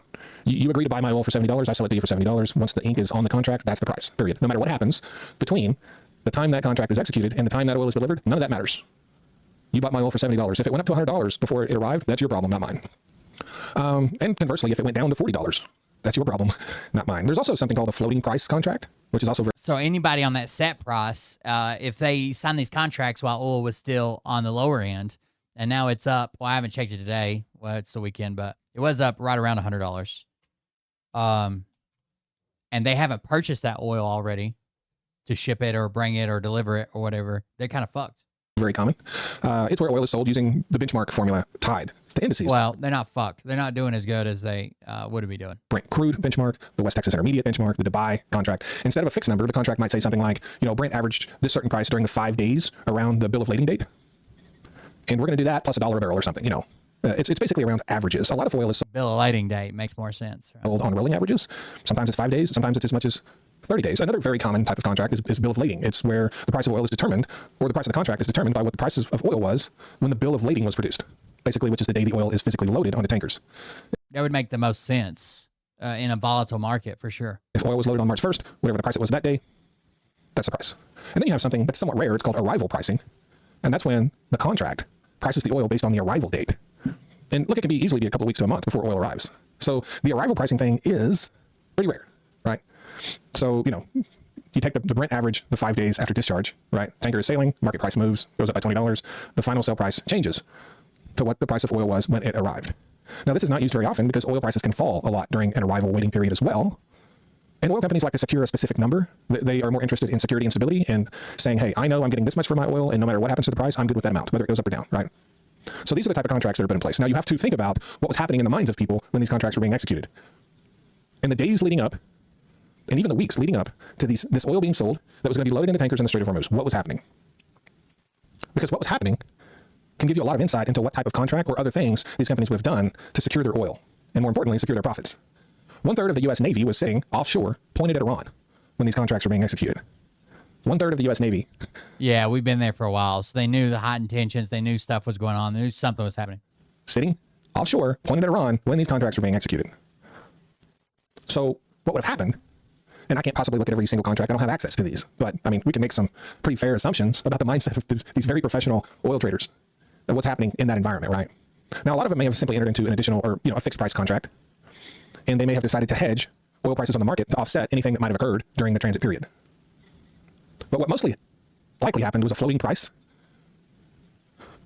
contract, which is very common, right? So we're going to say, I'm going to sell you this oil for the price of Brent, the average price of Brent for 5 days around the bill of lading date, plus a premium. Now, under normal conditions, that premium can be $1, But when the entire, U.S. or 1/3 of the U.S. Navy is pointed at Iran when these contracts are being executed, what would happen is that premium at the end of that line would have increased drastically. So they may have said, yeah, I'll buy your oil for the average price of Brent plus $5 a barrel or plus $10 a barrel. And what would happen is, these contracts are being bid and they're taking the best bidder. So maybe it starts out at, we'll do it plus a $5 premium because we think oil prices are going to rise by $25. You're still getting a good deal. You're still securing your profit, And that's how this likely would have happened. So what that means is that the value of the oil sitting in the tankers currently that are sitting in the water is not valued at the current oil price, but it's also not valued at the price that it was when it was loaded. But we do know this. The most likely scenario is that it was a $10 premium. When a lot of this oil was contracted, Brent was $85 on average, $80 to $85. You add a $10 premium to that, you're looking at $95. So suddenly, on a one, this is sitting pretty close. An $80 million tanker of oil is now worth $90 million. And what that means is that the value of that oil has increased significantly more than the cost of insurance increased. Would you pay an extra $750,000 for insurance if you could make an additional $10 million on your product because the value of that product went up overnight? You would absolutely pay an additional $750,000 to make what in effect would be a $9.25 million gain as the oil sat in the tanker. And this is why insurance had nothing to do with the closure of the Strait of Hormuz. And not to state the obvious, but the insurance is back in place and tankers aren't moving. And the message from shipping companies and oil companies and logistics companies has been very consistent throughout this entire thing. When the Trump administration came out and started blaming Lloyd's of London on everything, what did the shipping companies and logistics companies, what did they all say? They said, no, this doesn't have anything to do with insurance. They said, if we've lost insurance and we get insurance, it still won't have anything to do with insurance. They said all along that it was about the risk to the lives of their personnel and the risk to their equipment. Because the tanker companies don't own the oil, they're simply transporting it. The insurance will cover the value of that oil to the seller or the buyer, no matter what. But the seller is not the tanker, and the buyer is not the tanker. The tanker is just like the semi-truck that hauls the green beans. So, in no way, shape, or form has insurance closed the Strait of Hormuz. In no way, shape, or form have actuaries closed the Strait of Hormuz. This is a direct result of a military conflict between the United States and Iran. And now about, 8 or 10 other countries. So that's it. That's the whole video. Like, it's not about insurance. The narrative that it's about insurance was simply an attempt to deflect responsibility away from the Trump administration. It's not our fault. The insurance canceled the insurance, as if the lives don't matter. As if the 20 men and women on board any of those tankers at any given time simply don't matter, and it's just about the insurance. As if people who are in charge of these things, who, whether you know it or not, are normal people, they have husbands and wives, they have sons and daughters, they value people's lives, just like everyone else, as if they would just disregard all of that because insurance will cover a loss if something happens. No, that is not how the world works. That may be how the world works in the brain of Donald Trump, but that is not how the world works in normal brains. Let me know your thoughts. And to be fair, they're looking for anybody to put blame on, really. Comment section. Really appreciate my followers and subscribers. Hope you guys are having a great weekend. I'll see you soon. Anybody other than this administration, they didn't think about this, they didn't do that, they didn't do a whole lot.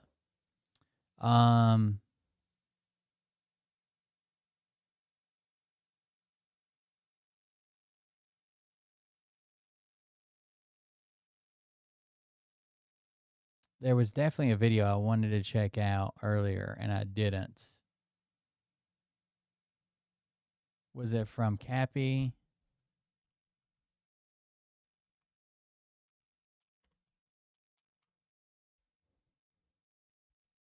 That's what we need to do. 100%. U.S. Marines deploy. This is a fucking live stream. I can't cover this. Hold on. It's a fucking 2-hour live stream.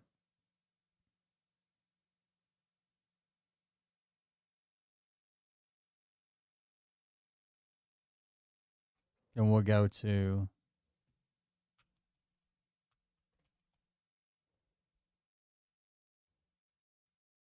I want to see something that somebody knows what they're talking about some of this.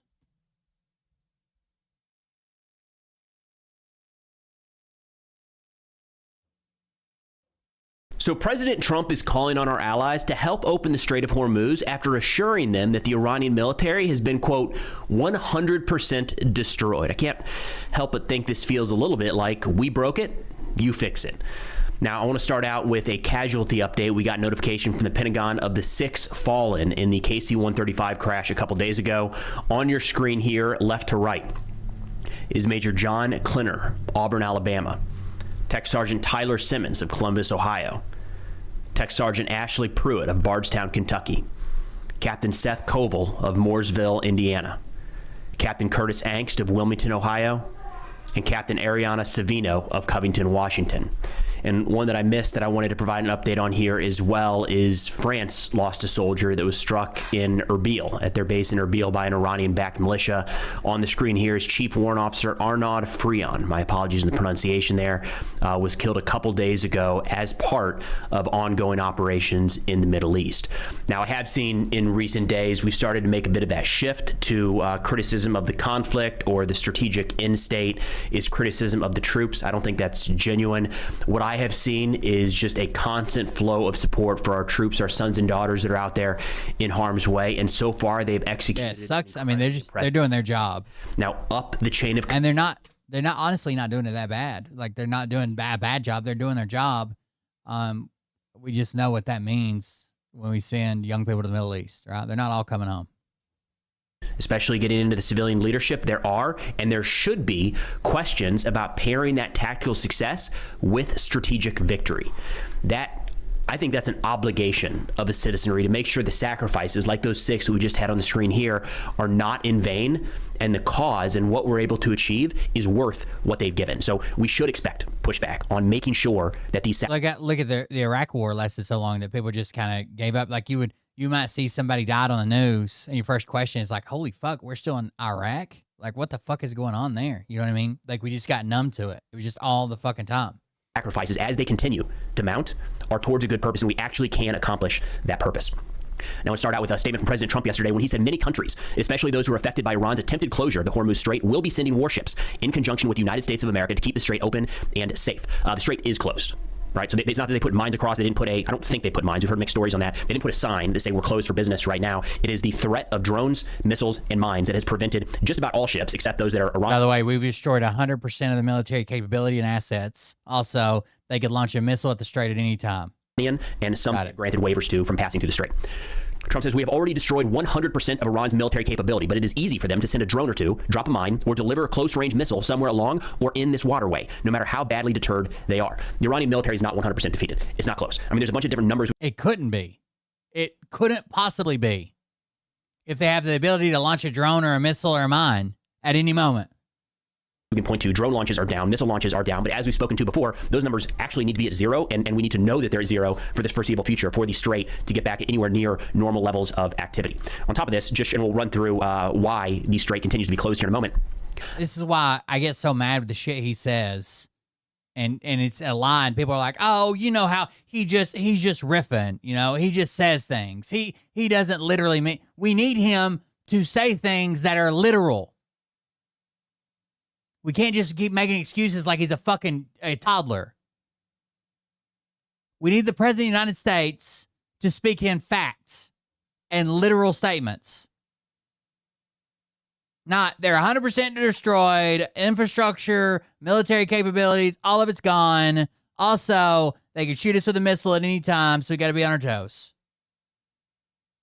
But the United States, after the statement from President Trump, I don't know why we say things like this. It doesn't have to be said, right? That statement did not have to say 100% of the military has been defeated, because shortly thereafter, CENTCOM released footage of ongoing strikes being carried out against Iranian military targets. Later yesterday and into today, Iran has continued carrying out drone and missile attacks across the region. We are, at this pace, we are likely to lose more American service members.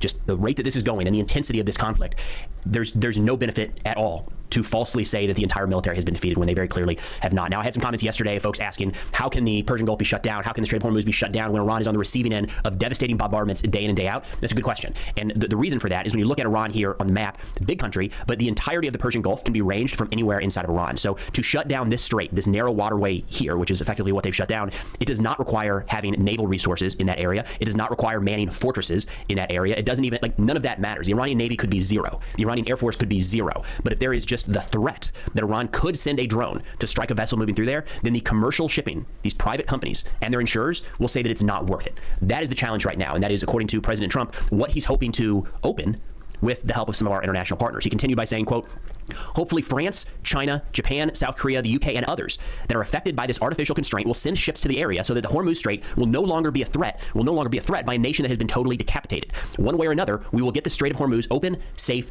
and free. This note, I think the reporting on this has been awful in recent days. There's been a spin from the United States all the way to the U.S. wasn't ready for this, or we didn't plan for this. And from what I can tell at this point, it looks like maybe Iran made this jump faster than we expected. Of course, on this channel, before the war started, we said there's a very real possibility, and we weren't the only ones. It's well known that there's a very real possibility that Iran's first step could be shutting down the strait if they viewed the conflict as existential. They did. All indications were pointing in that direction. It looks like at this point, we underestimated how quickly they would go there. We, U.S. government. That seems pretty clear at this point, because we do not and are still in the process of getting the resources in the region to open this back up. There's no benefit to the strait being shut down for a day or two or a week or two at all. If we had the ability to make sure that did not happen from day one, we would have done that. So I do think the planning was at fault for maybe kicking this down the road and saying Iran's not going to go there so quick. Or maybe if we kill their leader, they won't actually do this thing. They did. Now, President Trump's solution at this point, from what we can tell, is going to be continuing bombardment on Iranian targets throughout the country and then focusing on an international effort to reopen the strait, which, big picture, I think that's the right move. I think we probably should have tried to pursue and build more of an international coalition before we went in. It would make this step a whole lot easier. But just yesterday, he said, quote, "The countries that receive oil through the Hormuz Strait must take care of that passage, and we will help a lot. The United States will also coordinate with those countries so that everything goes quickly, smoothly, and well. This should have always been a team effort, and now it will be." I think we But a week before that, he was telling people not to come, not to show up. We didn't need them. Too little, too late. lost the opportunity for this to be a team effort on day one or even before the first bombs fell because we were not courting our friends. And you look up to the lead up of past conflicts, there's a lot of, selling our partners. Not just a matter of will you please do this with us, but what can we give you to join this alliance? And that wasn't how this was presented. We went, other than Israel, the United States went at this alone. So we're trying to build that alliance right now, which I think would be the most effective means of reopening the strait with force, should we be able to accomplish that. A bit of a mixed bag right now from the allies. And it's worth running through the specific countries that President Trump called out. France does appear to be moving in this direction. On March 9th, President Macron said that France and its allies are preparing a defensive mission to reopen the Strait of Hormuz. This is during his trip to Cyprus, where he said the joint mission would be aimed at escorting container ships and tankers in order to gradually reopen the Strait of Hormuz after the end of the hottest phase of the conflict. That is probably why President Trump has, in recent days, started talking about the war is essentially over. We're running out of targets. The Iranian military has been 100% destroyed, because it's not just France. I think it was Japan as well said we'd be open to this after the hot phase of the conflict dies down. Now, China, a little more maybe on the fence is the way to put this. Their foreign ministry spokesperson on March 2nd, just as a reminder, said the U.S. and Israeli strikes have no UN Security Council authorization and violate international law. We urge parties to stop military operations and prevent further spread of the conflict. That's basically what Switzerland said. Violates international law. It was open hostility. Let's get back to negotiation instead of fucking missile strikes and bombing. China's support in reopening the strait no doubt would be beneficial. At this point, again, going back to kind of the opening statements, we broke it, you fix it. I'm hard-pressed to think that China would go out of their way to... China's not going to show up in military naval vessels anywhere near an operation with U.S. military naval vessels. In a scenario that could make the United States look... One, it would be embarrassing. Two, there's just... They're planning to take Taiwan, right? But China would have to be... They don't want to give us any information, any capabilities, any side, anything. They don't have to. A real bad spot to want to look like they're coming to the rescue of the United States, because they know right now how this makes the United States... It's not...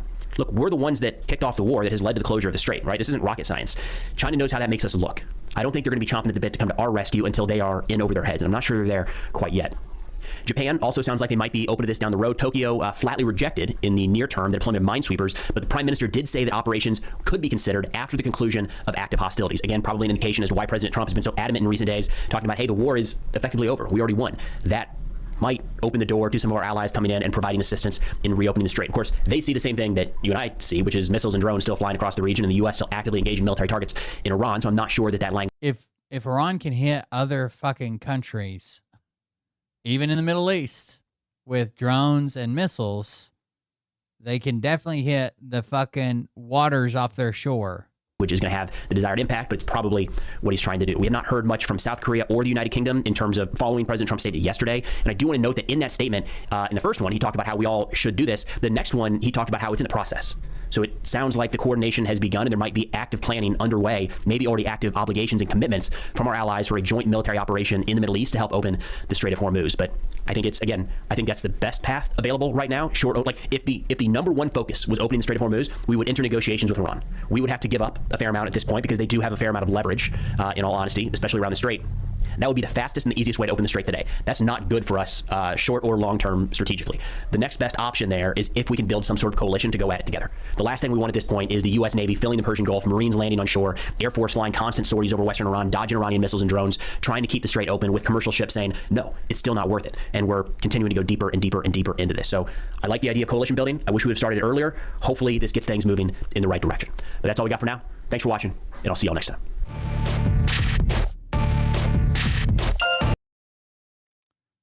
I don't think he'll do that either. He'll have to be forced to do that. We'd have to be in pretty bad shape, because it makes him look like he lost. This whole time he's been like, they've defeated, they want to surrender, I won't let them. We're going to destroy everything. We're taking it all kind of deal. I don't think he'll do that, but whatever. He just posted on Truth Social such a large wall of text, and some of it multiple times. Let me see if I can read this. The courts treat... I can't do his voice. It's going to be way too long. It's like a fucking wall of text. Here we go. The courts treat Republicans and me so unfairly, always seem to protect those who should not be protected. They are highly politicized. That's what we want our courts to do, right? We want our courts to protect the underdog, the little guy, the guy standing up against the government, if they're in the right, because they don't have protection from anywhere else. Imagine being one person versus a federal government. That's when you need the courts. Whatever. Cases don't matter, the judge does. As an example how this is absolutely terrible, Federal Reserve Chairman Jerome Too Late Powell not even allowed to be investigated for the horrible job he does. So a judge threw this out and said it was political hackery. Political hackery. How is he allowed to be billions of dollars over budget and years behind schedule on the simple renovation of the small Federal Reserve complex in Washington, D.C., where he created an absolute disaster? A money pit, an embarrassment to our country for the whole world to see. It is a little project that has been under construction for many years. The contractor on the job, along with Powell, should also be heavily investigated, in that it is impossible for a professional to have such enormous cost overruns. It is the highest. I don't know if he's ever heard of inflation, but that's kind of what happens. Mostly brought on by him. It is, in that it's impossible for a professional to have such enormous cost overruns. It is the highest price building per square foot of any project ever built, not your ballroom, with no end in sight and may not even be open for many years to come. I strongly criticize Jerome Too Late for his horrible performance throughout his tenure, which is either gross incompetence, total dishonesty, or both. Trump's struggling with the economy, so he needs Jerome Powell to bail him out. And he won't do it just because Trump says so. Like, the right indicators have to be there for him to make a move. He says he's not going to bow down to anybody. He's not going to visit anybody. He's not going to take direction from anybody. He has a group he meets with, and they decide it based on economic indicators.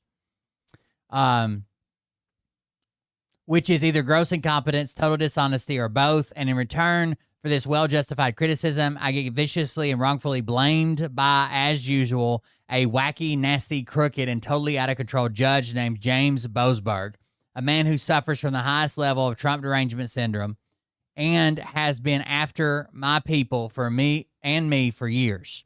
The D.C. Circuit eagerly supported the arrest and persecution of innocent Republicans for no crimes at all, but is now preventing even a basic investigation of the gross financial mismanagement of the Federal Reserve. In case after case, Boasberg has displayed open, flagrant, and extreme partisan bias and contempt against Republicans and the Trump administration. To preserve the integrity of the judiciary, he should be removed from all cases pertaining to us and suffer serious disciplinary action, as should numerous other corrupt judges that, unfortunately, our country has to endure. What Boasberg has done on the Too Late Powell case and many others has little to do with the law and everything to do with politics. That's what he told you, that it was a completely political case. But he is exactly what judges should not be. Boasberg would do better to focus on justice and fairness, not his own and the Democrats' political agenda, which has become legendary, much like the prosecutor, deranged Jack Smith, and many others. Boasberg is a disgrace, as was his predecessor, to our legal process and our highly politicized court system, which was just witnessed firsthand by this unfortunate and unwarranted tariff decision recently handed down by the United States Supreme Court. So he's going after the Supreme Court too, which he handpicked the majority of justices on. But whatever. Which was a gift to the countries and companies who have been ripping off the United States of America for decades at levels never seen before. The decision that mattered the most to me was tariffs. The court knew where I stood and how badly I wanted this victory for our country, and instead decided to potentially give away trillions of dollars to countries and companies who have been taking advantage of the United States for decades. It doesn't matter how badly you wanted it, how much you believed in it, how good a deal you thought it was. They ruled that this is outside of your scope of power. You overstepped your office. They didn't do shit to you. Our Supreme Court has made these countries very happy, but as the court pointed out, I have the absolute right to charge tariffs in another form, and I've already started to do so. The hundreds of billions of dollars that our adversaries want our country to pay back to others that have been disrespected, that have disrespected the USA. By the way, it's going to U.S. companies. Until I came along, should be marked down in the eyes of the public as just another reason why the United States has been in such a major decline. But not anymore. because we have made America great again, and very soon it will be greater than ever before.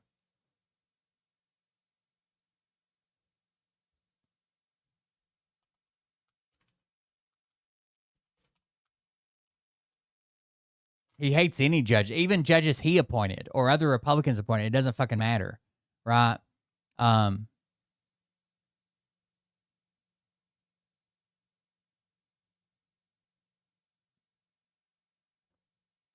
Sorry, I lost my spot. Oh, I want to thank Justice Alito, Thomas, and Kavanaugh for their wisdom and courage pertaining to the tariff case, and for understanding, in addition to the law, that our unfriendly competitors should not be reimbursed and rewarded for the decades of damages they have caused the United States of America. I will fight hard to make sure that this does not happen. The Democrats on the court always stick together, no matter how strong a case is put before them. There is rarely even a minor waiver.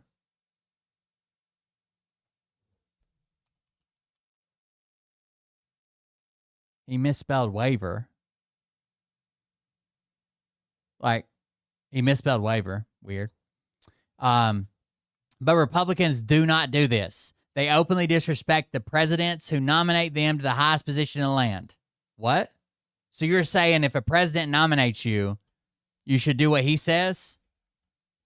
A justice of the United States Supreme Court and go out of their way with bad and wrongful rulings and intentions to go prove how honest, independent, and legitimate they are. So he's saying, oh, they go, no, he just spelled it W-A-V-E-R, but waiver would have an I in it if it's like a waiver, right?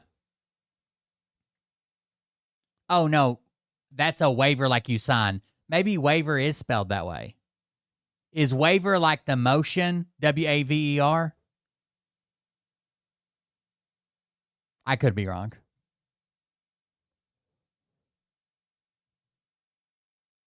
I would have spelled it with an I, but I'm not the greatest speller. It threw me off because I thought it was misspelled. The Democrat justices just vote Democrat. So again, he's claiming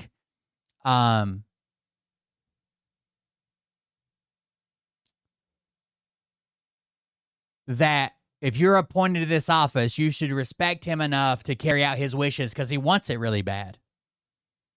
The Democratic justices just vote Democrat. They always stick together. Our country was unsuccessfully ransacked by the United States Supreme Court, which has become little more than a weaponized and unjust political organization.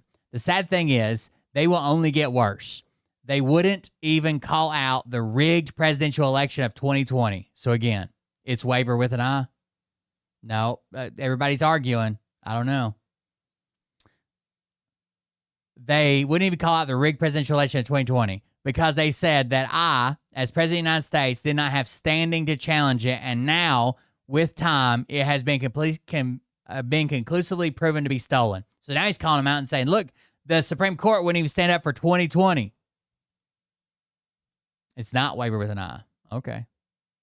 It would be the motion to waiver, to move back and forth like a wave.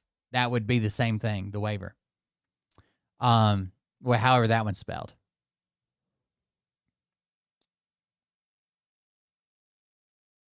And look what happened to our wonderful nation by allowing a grossly incompetent man, Sleepy Joe Biden, to be our president. This completely inept and embarrassing court was not what the Supreme Court of the United States was set up by our wonderful founders to be. It's exactly what it was set up to do. It's exactly. To waver without the eyes, to move unsteadily back and forth. Okay, that's the right spelling then. This is exactly what the court is. They're there to keep checks and balances.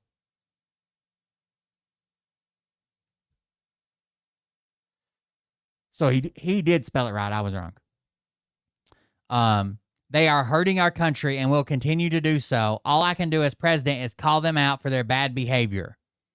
This statement about the United States Supreme Court will cause me nothing but problems in the future, but I feel it is my obligation to speak the truth. Thank you for your attention to this matter. We make America great again, President Donald J. Trump. That was 2 full, fucking walls of text that he posted multiple times. So he posted the decision that mattered the most. He's posted it twice.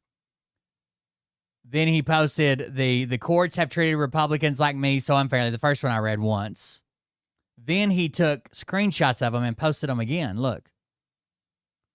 So if you go to his True Social page, here's the screenshots, right? That's the courts have treated Republicans badly. That's the first one I read. The decision that mattered the most to me was tariffs. That's the second one I read. The courts have treated Republicans and me so unfairly. The decision that mattered the most to me was tariffs. The decision that mattered the most to me was tariffs. Why do you post it so many fucking times?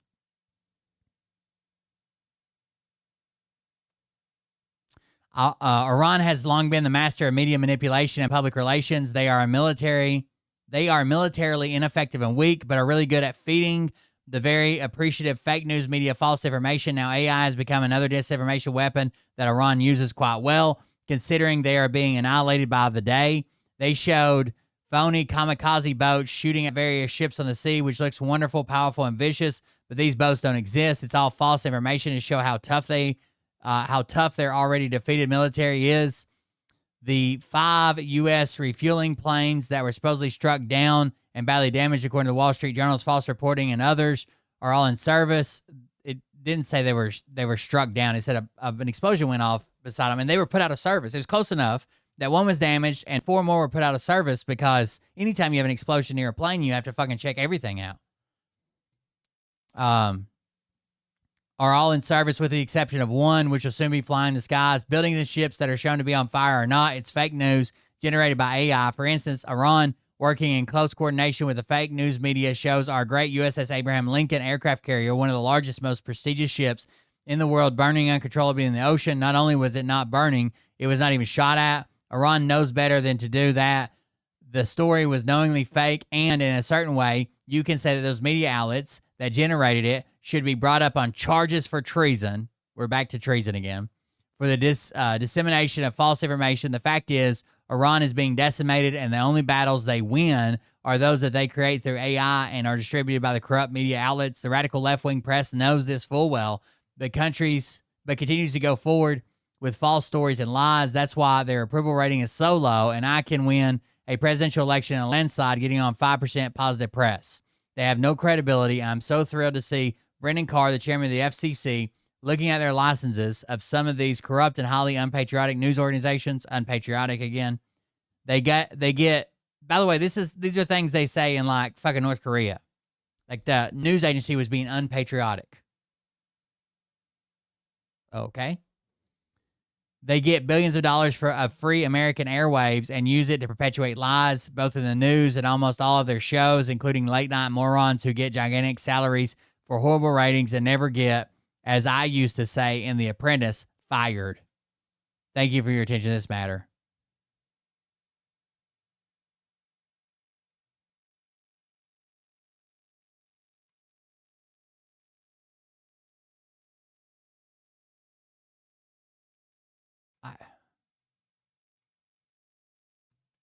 I wish it was funnier. Like I used to just read Trump shit and just laugh and, talk shit about it. I wish it was funnier, but look at the mess he's making while he's being retarded. It's not great. Like it keeps getting worse.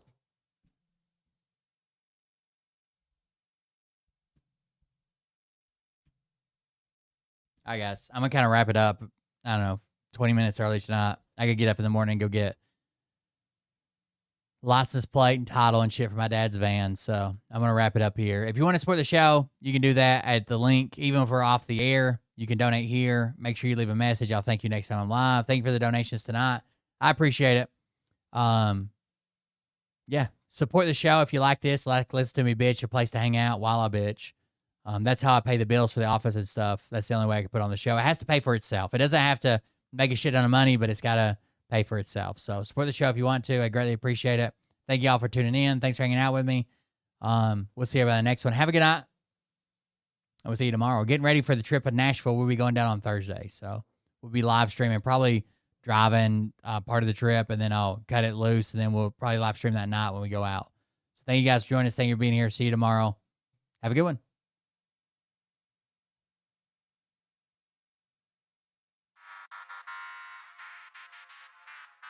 But I can tell you this about if this douchebag happens to see this particular show, you don't have the forking balls to call out the people on this planet by name and tell them exactly who they are and tell them the rest of the world who they are. You don't have the forking balls. You don't have the balls.